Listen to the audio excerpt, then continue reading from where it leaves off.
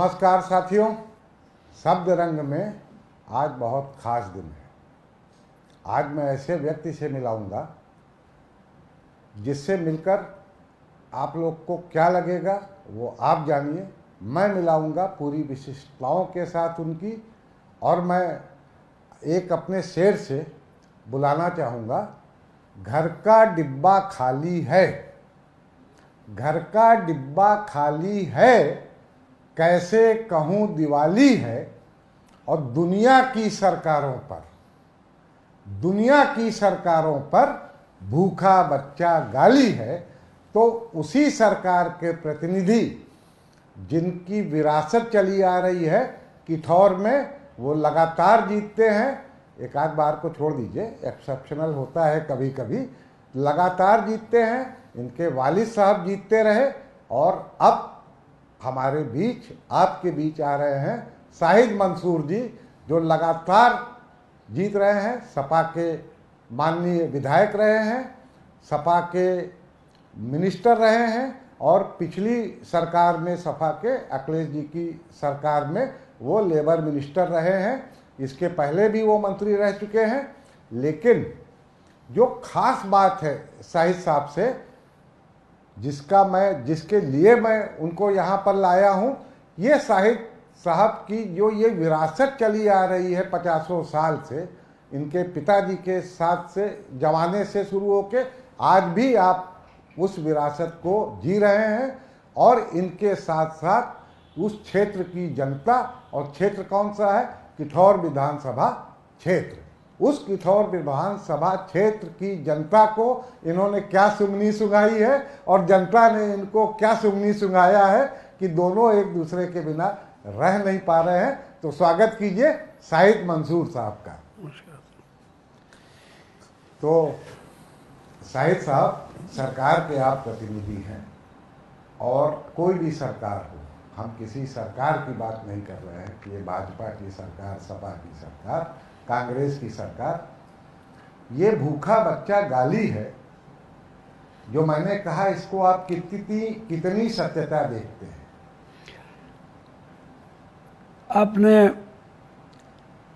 आज की बात की शुरुआत शेर से करी है जी। तो एक इकबाल का शेर है जी। जिस खेत से दहका को मैसर न हो रोजी, जी। उस खेत के हर खोशाए गंदम को जला दो। जी जी जी। तो मैं इसी आइडियोलॉजी में यकीन करता हूँ और आपकी बात से मैं इत्तेफाक करता हूँ। जी।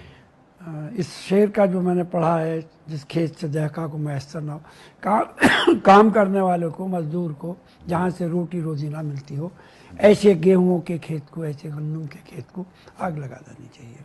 तो मैं तो खुद ही सहमत हूँ आपकी इस बात से कि आज के दौर में कमेरा जो है वो भूखा है और उसकी कमाई को दूसरे लोग खा रहे हैं। जी। तो इसमें तो कोई शक की बात ही नहीं। भूख तो कुछ हद तक शायद विजय पा लिया गया है, और जो ये अन्न बांटा जा रहा है फ्री में, अब वो चुनावी कारण है, वोट उसका कारण है कि वास्तव में गरीबी निवारण उसका कारण है? इस पे आप प्रकाश डालें। बकौल सरकार के, जो वर्तमान सरकार है, वो 80 करोड़ लोगों को, उनका दावा है कि हम जी गरीब लोगों को जी अन्न दे रहे हैं, नाश दे रहे हैं। जी। देश की आबादी 140 करोड़ अप्रोक्सीमेटली, जिसमें से 80 करोड़ जो हैं वो पात्रता में आते हैं। जी। तो आप इससे ही अंदाज़ा लगाओ कि हम कहाँ स्टैंड कर रहे हैं। हाँ।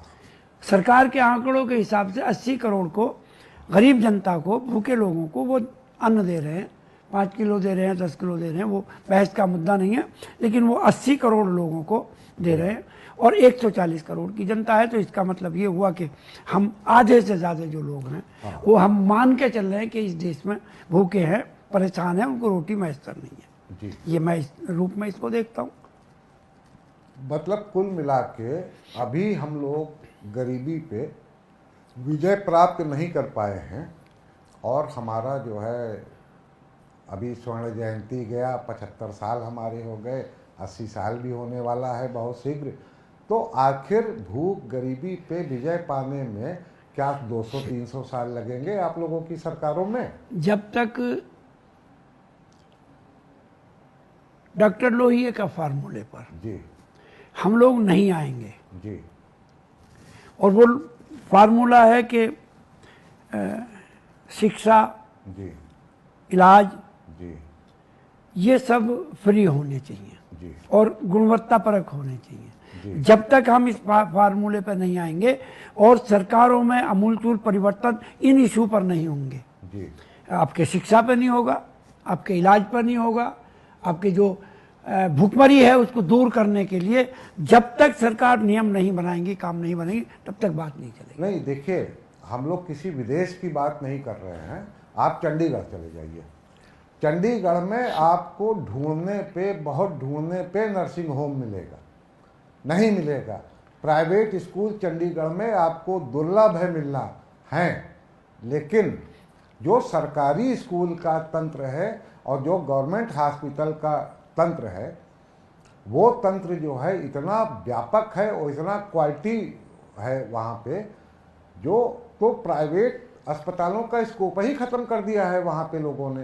तो आप लोग ये क्यों नहीं कर पा रहे हैं? जब तक ये तो ये मैं कह रहा हूँ ना कि हमारा जन्म सिद्ध अधिकार है, कॉन्स्टिट्यूशनल राइट है हमको कि हमें शिक्षा फ्री मिलनी चाहिए, हमारा इलाज फ्री होना चाहिए, और बहुत हद तक जो हमारा आवागमन के साधन है वो गवर्नमेंट की तरफ से होने चाहिए।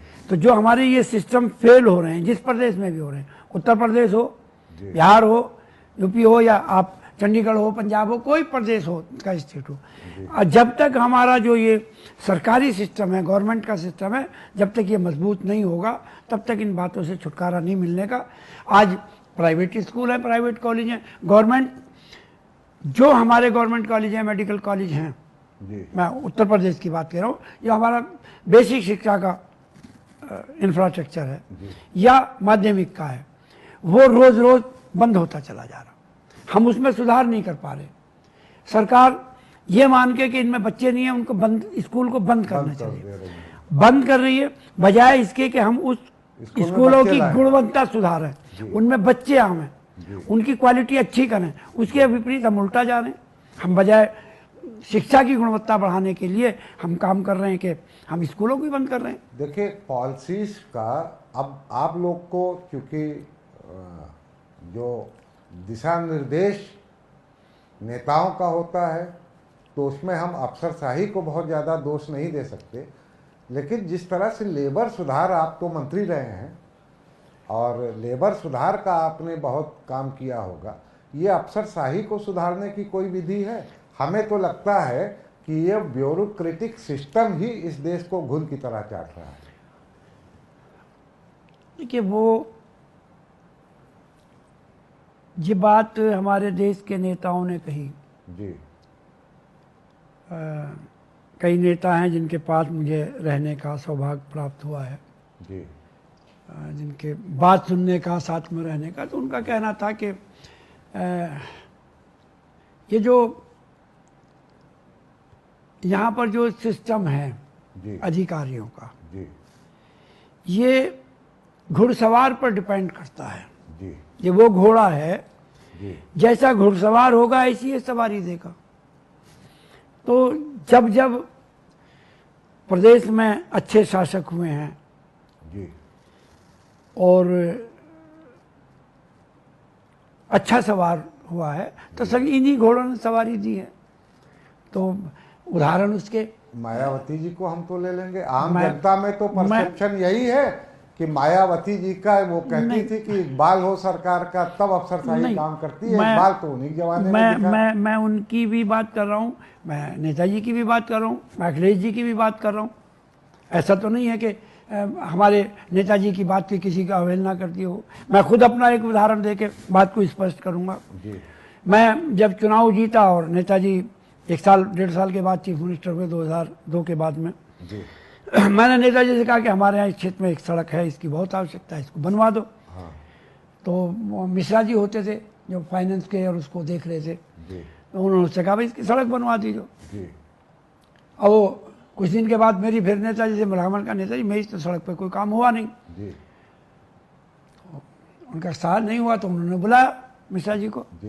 बोले निपेंद्र इसकी मिश्रा थे? हैं? निपेंद्र मिश्रा थे? हाँ, कोई और फाइनेंस थे? का काम देख रहे थे। अच्छा। दीपेंद्र ही थे। हाँ, गोली वोली उन्होंने ही चलवाया था। नहीं, वो नहीं अच्छा। था, वो नहीं था। तो बहुत पहले की बात है, मैं बाद की बात कर। जी जी जी। तो वो नेताजी ने कहा भाई इनकी बुलाया, उनको इनकी सड़क नहीं बन रही, जी क्या क्या कारण है? तो बोले मानक में नहीं आ रही। जी। बोले मानक किसने बनाए? जी साहब आपने बनाए, और मैं ये कह रहा हूं कि इसकी सड़क बनवा दो, जी तो आप इनकी सड़क बनवाइए। मानक क्या है? जी जब हम कह रहे हैं सड़क बनवाई तो फिर मानक क्या होता? जी। कई उदाहरण हमारे साथ में, हमारे अब के राष्ट्रीय अध्यक्ष जी का है।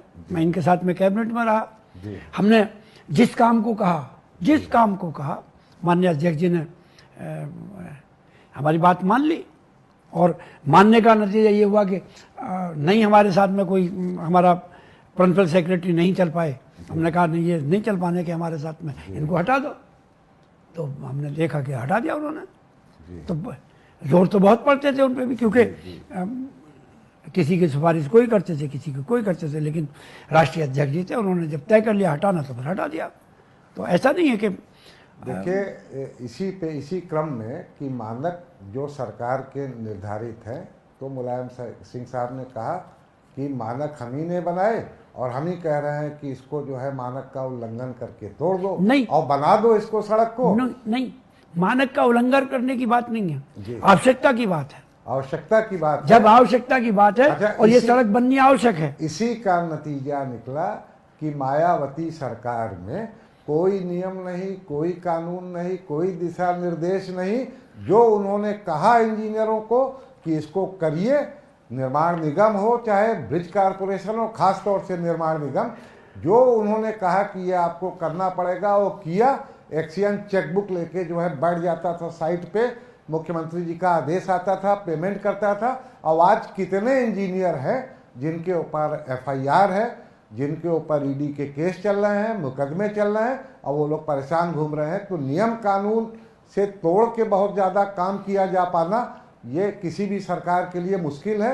लेकिन कभी कभी एक्सेप्शनल है, जैसे नेताजी ने आपकी रोड पे करा दिया, लेकिन नियम कानून की जटिलता ही बेसिक प्रश्न है। और इसीलिए मैं कहता हूं कि ब्यूरोक्रेसी दोषी है कहीं ना कहीं, जिसने इतना मकर जाल बुन रखा है कि अगर नियमों में कोई चीज़ उलझ जाए तो कभी वो निकल नहीं सकता है। तो इसको इस बार जब आप आइए, मैं थोड़ा सा रिक्वेस्ट भी कर लूं, जब इस बार आइए तो ये थोड़ा सा मकर जाल जो है मैंने कम करिएगा। एक मैं जी, आपने जिक्र किया अमुक चीफ मिनिस्टर का, जी, उनके शासनकाल में भी कई लोगों को जेल जाना पड़ा जी, और उनकी कई योजनाओं की पुनरावृत्ति हुई जी, और उस योजनाओं में समय समय पर जो है वो अधिकारी, कर्मचारी, इवन मंत्रियों को जी, जेल जाना पड़ा। जी, माननीय नेताजी चीफ मिनिस्टर रहे 3 बार, उनके किस मंत्री को जेल जाना पड़ा? जी, वर्तमान में हमारे राष्ट्रीय अध्यक्ष हैं, उनके किस मंत्री को जेल जाना पड़ा? 1-2 एक्सेप्शन छोड़ दीजिए, जी, जी, किसको जेल जाना पड़ा? कितने अधिकारी हैं जिनकी फाइल खुली? वो जमाना तो अलग था ना। जी, जी, जी, वो जो जमाना जिसकी आप बात कर रहे हैं, मैं उसमें नहीं जाना पड़ता, किसी पे व्यक्तिगत रूप से मैं नहीं बात करता, लेकिन हमारे कितने अधिकारियों को और कितनी योजनाओं को, अब तो 8 साल की 8.5 साल की सरकार हो गई, और कौन इशू ऐसा है जिस इशू पर बात ना करी हो सरकार ने, वर्तमान सरकार ने? लेकिन क्या रिवर फ्रंट में किसी को जेल भेज पाए, किसी सड़क पर दे पाए? जो हमने सड़क बनवाई थी, आज भी आप उसकी क्वालिटी को चेक कर लीजिए, जी, जी, जो अखिलेश जी की बनवाई, खास तौर से लखनऊ आगरा एक्सप्रेसवे, तो आप देख लीजिए, आप उसको देख लीजिए। और उसके अलावा ये आपका बड़ा प्रोजेक्ट है ये मेट्रो का, आप इसको देख लीजिए। आप ही की बराबर में यही इकोना है, आप उसको देख लीजिए। उसके बराबर में वो है मॉल जो है, जिसको वर्तमान सरकार ने बेच दिया है, वो उसको आप देखिए। अब उसको लोक भवन को देख लीजिए। तो काम तो बहुत करें, और जो ऐसे काम किए जो काम रह गए हैं, अब कर लिए ना, क्या करेंगे। और खूब चिल्लाहट करी, खूब दाएं बाएं की बात हुई, क्या हुआ, किसी मामले में आप पकड़ पाए क्या? अच्छा, एक प्रश्न उठता है, ये जैसे आपने एक शब्द बोला कि जो है नेताजी के जमाने का कौन सा जेल गया। अब नेताजी के जमाने में तो विजय मिश्रा जेल जाने वाले थे, नेताजी अपने हेलीकॉप्टर से उठा लाए, तो इसके बारे में भी कुछ थोड़ा सा प्रकाश डाल दीजिए। देखिए, समय समय पर जो परिस्थितिवश काम करने पड़ते हैं, जी वो कोई भी नेता हो, जी, वो वर्तमान सरकार हो, वर्तमान सरकार को भी आप ले लीजिए, कितनी बार कितने लोग का इशू कह एक सकते हैं उस ढंग मैं नहीं कह रहा किसी को, मैं कह रहा हूं वर्तमान समय में ले लीजिए। जी तो आप किसको कहेंगे कि भाई विशेष परिस्थिति में सब लोग काम करते हैं, जी और विशेष परिस्थिति यही होंगी जी जो नेताजी ने ये काम किया। अब भी तो विशेष परिस्थिति है जिनमें कार्रवाई नहीं हो पा रही, जी। तो ये कोई नई बात नहीं है। हाँ, ये राजनीतिक समीकरण है, राजनीतिक समीकरण भी है और फिर नेताओं की मजबूरी भी है, मजबूरियां है। हाँ, तो अब आप देखिए ना, मैं गिनती गिनाऊं ना, लेकिन वो व्यक्तिगत बात कभी राजनीति में नहीं करनी चाहिए। मैं इशारे किनारे में आपसे बात कर रहा हूँ, कितने लोग हैं जिन पर प्रसन्नित हुआ, जिनके कितने लोग हैं जिनके लिए सरकार और ये लगाने के अब ये गया अब वो गया, लेकिन नहीं गए लोग। और कितने लोग हैं जिन पर मुकदमे लिखे गए, कितने लोग हैं वापस लिए गए, एक लंबी फहरिस्त है सब लोगों की।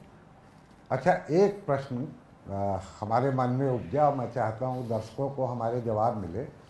ये मुलायम सिंह साहब के साथ, माननीय मुलायम जी के साथ आपने काम किया और माननीय अखिलेश जी के साथ आपने काम किया, दोनों की कार्यशैली में आपने क्या अंतर देखा? दोनों की कार्यशैली में कोई फर्क नहीं है, समय का फर्क है। नेताजी के जो समय था वो टेक्नोलॉजी वो इतनी हाई नहीं थी जितनी वर्तमान सरकार में हमारे माननीय राष्ट्रीय अध्यक्ष हमारे मुख्यमंत्री जी अखिलेश यादव जी के जो टेक्नोलॉजी थी, वो टेक्नोलॉजी चाहे वो सड़क पर हो, चाहे वो इंजीनियरिंग में हो, चाहे वो दफ्तर में हो, कहीं हो, वो टेक्नोलॉजी तब नहीं थी। आज की जो टेक्नोलॉजी है, वर्तमान टेक्नोलॉजी में जो काम अखिलेश जी ने किया वो आज की टेक्नोलॉजी का जमाना है, और वो जो नेताजी के जमाने था वो जमाना है।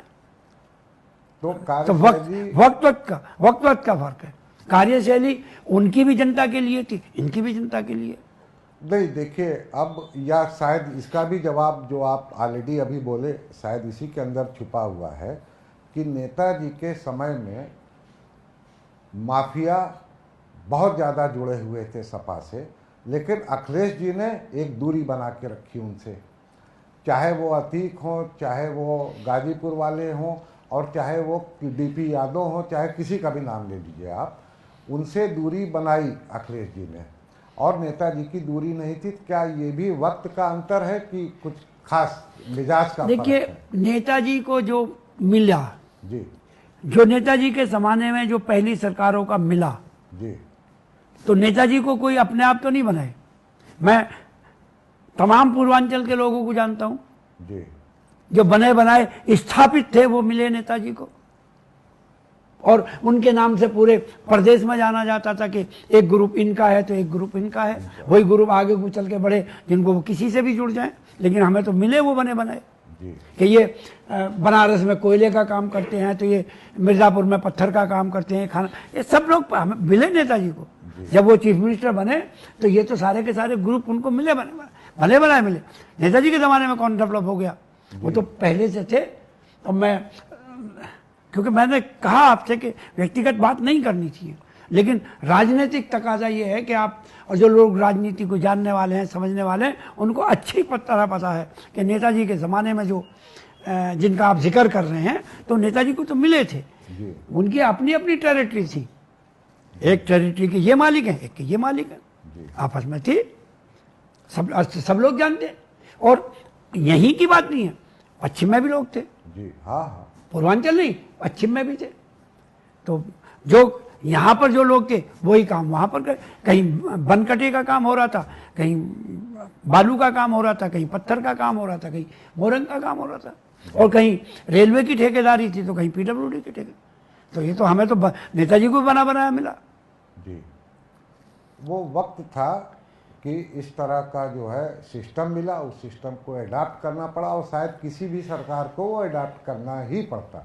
लेकिन एक बात देखिए, जो 90 के दशक का जो माफियावाद था, ये हम नहीं कह रहे हैं कि इस सरकार ने ख़त्म कर दिया, लेकिन जो माफियाओं का जो एक तरह से राज्य हुआ करता था 90 के दशक से, आपको कहीं न कहीं लगता नहीं है कि ये अब जिस समय हम 25 में हैं तो 2020 के आसपास से ये टूटना शुरू हुआ और धीरे धीरे ये माफिया न कोई बनना चाहता है, न माफिया का क्रेज है आज? क्या ऐसा आपको महसूस हो रहा है? अब माफिया की अगर डेफिनेशन आप बतलाएं कि किसको माफिया कहा जाए तो फिर मैं आगे कोई बात करूं। जो काम कल हो रहे थे आज कौन सा नहीं हो रहा। अच्छा। वह फर्क ये है कि आज काम तो वही हो रहे हैं मगर आप उनको माफिया नहीं कह सकते जी। आज वो व्हाइट कलर जॉब हो गया। आप मैं तो नहीं कह रहा कि क्या हो गया, लेकिन मैं इतना जरूर कह रहा हूं कि शिक्षा के क्षेत्र में जो काम 20 साल 30 साल 50 साल से होते हैं आज भी हो रहे हैं। जो वन क्षेत्र में 20 साल 30 साल से हो रहे हैं वो आज भी हो रहे हैं। जो खनन के क्षेत्र में 20 साल 30 साल 40 साल से हो रहे हैं वो आज भी हो रहे हैं। कोई खास परिवर्तन तो है नहीं जी। कि किसी बात का परिश्रम, और उसी का नतीजा ये है कि जो काम बन रहे हैं काम हो रहे हैं वो तीसरे दिन कहीं पुल गिर रहा है तो कहीं सड़क बह रही है तो कहीं बिल्डिंग रही है, कहीं जो वर्ल्ड क्लास का वो कंस्ट्रक्शन था वही गिर गया है, उसी को टपक गया।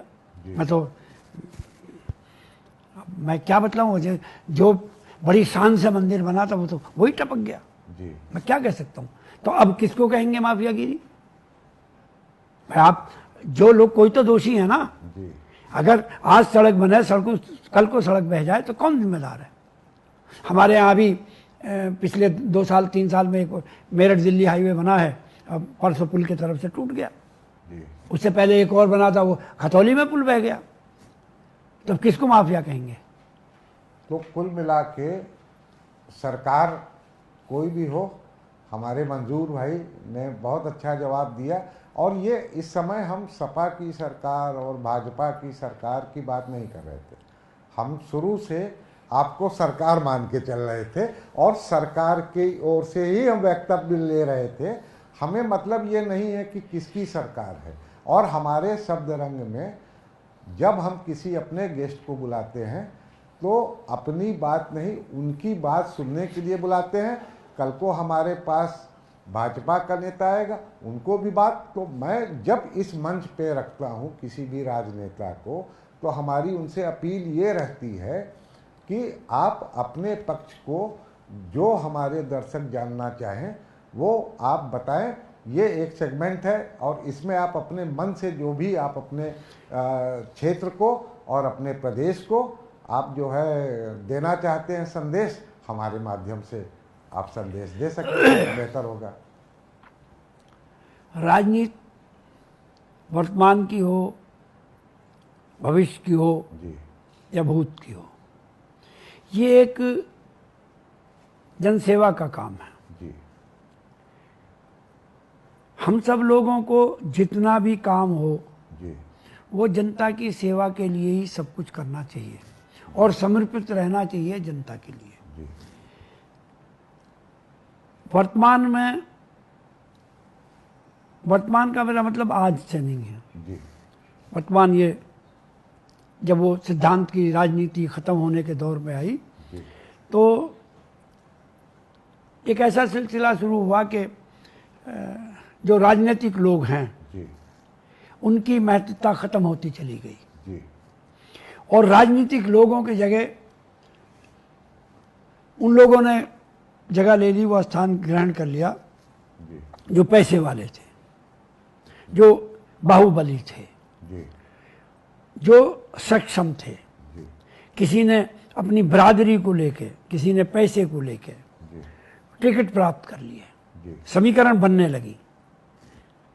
और उन समीकरणों का नतीजा ये हुआ कि आज की जो पॉलिटिक्स है, आज की जो राजनीति है, वो राजनीति ना होके कई पार्टियों ने उसको धंधा बना दिया। जितना ये पवित्र काम था उस पवित्रता में गंदगी ला दी। आज जो स्थिति है वो लंबे समय से मैं देख रहा हूं कि लोग, कोई दूध से पैसा कमाता है, कोई मीट से पैसा कमाता है, कोई ठेकेदारी में पैसा कमाता है, कोई कहीं से, कोई ज़मीन में पैसा कमाता है, और वो सारे का सारा पैसा जो है वो राजनीति में इस्तेमाल होता। और कहीं कोई टिकट के रूप में, कहीं कोई जनता के बीच में। तो ये जो सभ्यता डेवलप हुई है, ये ना राजनीति के लिए अच्छी है, ना डेमोक्रेसी के लिए अच्छी है। और मैं जिस घर में पला बढ़ा, या मैं नेताओं को देखा, या अपने पिताजी को देखा, या जहाँ से राजनीति की ABCD शुरुआत करी, मैंने ऐसे लोगों को देखा जिनका राजनीति जो है वो धंधा नहीं है, या धंधा नहीं था, और उसी में पले बढ़े, उसी में जीते हैं। मैं आपके चैनल के माध्यम से, आपके माध्यम से एक बात आपको भी बतलाऊं और दर्शकों को भी बतलाऊं। वर्तमान समय में शायद 2, 4, 10, 5% ही पॉलिटिशियन और राजनीतिक हैं जिनका इलेक्शन जो है वो जनता लड़ाती है, उनका पैसा जनता खर्च करती है, उनके लिए गाड़ी जनता चलाती है, डीजल का, पेट्रोल का। अब मैं बोलूँगा वैसे ही आप हैं। नहीं, मैं अपने आप को नहीं कहता, नहीं, लेकिन मैं ये कह रहा हूँ कि हम लोग, मैं जो हूँ ख़ास तौर से, मेरा चुनाव में कोई पैसा नहीं खर्च होता। जो पैसा कभी कभी हमारे नेताओं ने भी हमारी मदद करी, स्थिति को देखते नेताजी ने भी हमारी मदद करी, माननीय मुख्यमंत्री जी ने भी वक्तन फौक्तन जो है वो मदद करते हैं, वो चुनाव के वक्त में मदद करते हैं। तो जितना पैसा मिल जाता है दे देते हैं, वो जनता के बीच में खर्च हो जाता। मैं आज तक किसी की गाड़ी में डीजल नहीं डलवाया, मैंने आज तक कोई गाड़ी चुनाव में एक गाड़ी भी आज तक मैंने जो है वो किराए पे नहीं ली। मैं कोई भंडारा नहीं चलाता, मैं वर्कर्स को जो है वो कोई कभी किसी पे पैसा नहीं खर्च करता, कोई वर्कर पे। तो जिस गांव में जाना है, जहाँ जाना है, वहाँ कोई स्टेज लगा दे तो बढ़िया, ना लगा दे तो ऐसे खड़े होकर अपनी बात कर लेंगे, और ऊपर वाले की दया दृष्टि है और सब कुछ ठीक चल रहा है और बात बन जाती है। तो और खुशनसीबी मेरी ये है कि इस वर्तमान जो परिस्थिति हैं, आज की जो स्थिति हैं, जो आज का पॉलिटिकल सिनेरियो है, जो जनता का है, जो हिंदू मुस्लिम और इसमें बांटने की जो राजनीति हो रही है, ये मुझ पर लागू नहीं होती।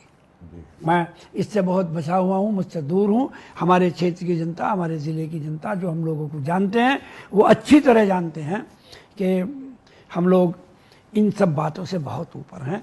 कभी दिमाग में नहीं आता कि लोग कोठी में रह रहे हैं तो हम मकान में क्यों रह रहे हैं, और किराए के मकान में हम क्यों। आज भी जो है वो 5 बार हमारे पिताजी रहे, और 4 बार आप रहे। मैं हूँ, कैबिनेट में भी रहा, और नेताजी भी, हमारे वालिद साहब भी बड़े ठीक रहे।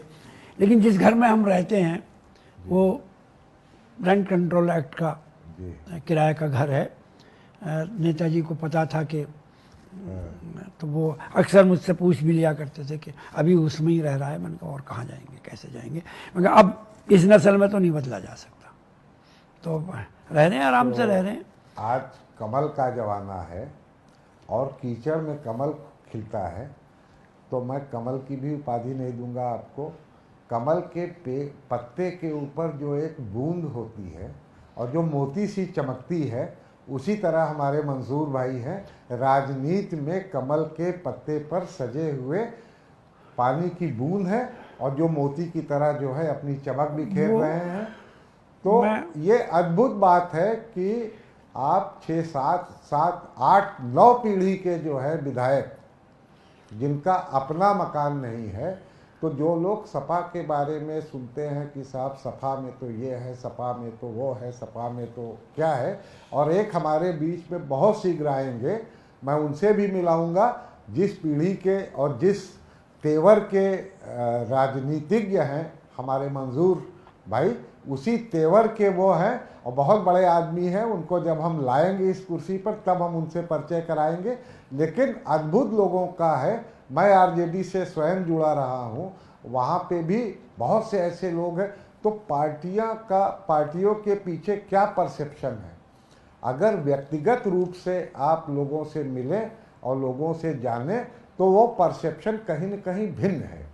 और ये उदाहरण से सिद्ध हो रहा है, हमारे स्टूडियो में सिद्ध हो रहा है, मंजूर भाई से सिद्ध हो रहा है, और ऐसे तमाम उदाहरण हर पार्टी में है। ऐसा नहीं है कि हमारे नेता जी सज्जन नेता जी जी उन्होंने कई मीटिंग पश्चिम में करी थी जी और उनके स्टेज पे उनके ज़माने के बड़े बड़े नेता जिनको बड़ा कहा जाता था और जो वाकई बड़े थे जी वो लोग भी उनके स्टेज को शेयर करते थे। मुझे 2-3 बार मौका मिला कर्पूरी जी को जी सभा स्थल पर पहुंचाने का, जी तो मैंने देखा कि जो राजनीति थी जी कर्पूरी जी ने जहाँ से शुरुआत करी थी अंत भी वहीं कर दिया।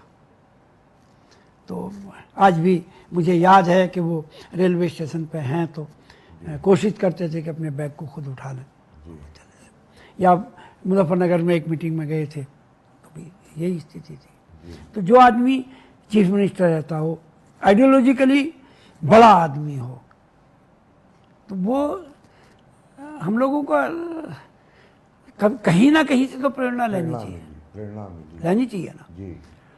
या स्वर्गीय डॉक्टर साहब ही थे, डॉक्टर राम मनोहर लोहिया थे। जी। वो ज़माना था कि उनके अस्पताल के ड्यूज भी किसी और ने चुकाए, जी। उनके पास इतना भी नहीं था कि अस्पताल के ड्यूज जो है वो चुका दिए जाए। राजेंद्र प्रसाद जी भी गरीबी में मर गए, बगैर इलाज के रहे, वो राष्ट्रपति होने के बावजूद भी। लेकिन जनता का भी बड़ा फर्क है जी, जनता का भी जनता का बड़ा फर्क है। जिस जमाने की मैं बात कर रहा हूँ उस जमाने की जनता में और आज के ज़माने में बड़ा फर्क है। नेताजी के ज़माने में और आदरणीय अखिलेश जी के ज़माने में टेक्नोलॉजी का फ़र्क है, आज के ज़माने में पैसे का फ़र्क है। वो नहीं, उस ज़माने में कोई वर्कर को उम्मीद नहीं थी कि हमें कोई पैसे भी देगा, लेकिन वर्कर ही करता था। आज ज़माना बदल गया है जी। स्थिति बदल गई, परिस्थिति बदल गई, लेकिन उसके बावजूद भी मैं अब क्योंकि आपने ये सिलसिला जोड़ दिया तो मैं आज भी अपनी पार्टी के नेताओं का और माननीय राष्ट्रीय अध्यक्ष जी का मैं आज के दौर में बहुत बड़ा आभार व्यक्त करता हूं कि वो जहां सबको एडजस्ट करते हैं तो अपने फक्कड़ साथियों को भी कहने का कभी मौका नहीं देते। पिछला ही टिकट दिया था तो मैं उन खुशनसीब लोगों में से हूँ जिन्हें हमारे राष्ट्रीय अध्यक्ष जी ने पहला टिकट देकर ने कहा था जाइए चुनाव लड़िए। तो ये आज के दौर में कहाँ संभव है बताओ। तो ये तो पार्टी का आभार नहीं है क्या, नेता का आभार नहीं है क्या कि वो बगैर खुदामंद दरामद के, बगैर किसी लाग लपेट के वो सिंबल दे देते हैं जाओ चुनाव लड़ो। ये क्या कम बात है क्या? नहीं, आज ही हम एक आर्टिकल देख रहे थे, आपके ही पार्टी से जुड़े हुए हैं दीपक मिश्रा जी ने, अजहरुद्दीन को बनाया गया तेलंगाना में एमएलसी की सीट दी गई। तो अजहरुद्दीन की लाख प्रशंसा के बावजूद उन्होंने कहा कि ये शोभा नहीं देता कि आप एक आम कार्यकर्ता की तरह जो है लाइन में लगा के और पैरवी करके अगर आप एमएलसी बनते हैं तो इतने बड़े सेलिब्रिटी को ये शोभा नहीं देता है। शब्द उनके बड़े जो है वो शहद वाले चाशनी वाले हैं, हमारे तो कर रहे हैं। तो शायद ऐसा ही आपके साथ नहीं होता, आपको लोग बुला के दे देते हैं और आपको मांगने की दरकार भी नहीं पड़ती। मैं इस सभ्यता की बात कर रहा हूँ जो अभी आपने जिक्र किया, ये एक सभ्यता है, कल्चर डेवलप हो गई जी। ये कोई नया मसला नहीं है सेलिब्रिटीज को आगे लाने का, ये कोई नया नहीं है। अब जितने भी सेलिब्रिटी हैं वो चाहे कांग्रेस के ज़माने से शुरुआत हुई हो या भाजपा करती हो या कोई भी दल करता हो, ये कोई नई सभ्यता नहीं है। ये जो इंटेलेक्चुअल्स का, जो वर्कर्स का, पार्टी के लोगों का इन पर भारी पड़ रहे हैं और भारी पड़ने का नतीजा है कि सरकारों को नुकसान उठाना पड़ रहा है। अच्छा। अब आप मैं दिल्ली का उदाहरण ले लीजिए, जी। कैसे कैसे लोग उनके साथ थे और दाएं बाएं हो गए। जी कारण और कुछ नहीं है, कारण यही है कि राज्यसभा की नंबर आया तो किसको बना दिया, जी ये सब है। तो ये राजनीति का। अच्छा, मैं अजहरुद्दीन की क्या बात करें, आप लोग, हमने तो अखबारात में पढ़े, गोविंदा को लोग तलाश करते रहे, जी नारे लगे, पोस्टर चिपके, जी हेमा मालिनी जी के पोस्टर अभी पिछले चुनाव में चिपके। जी तो ये कोई नया उदाहरण है क्या? ये तो सेलिब्रेट को ले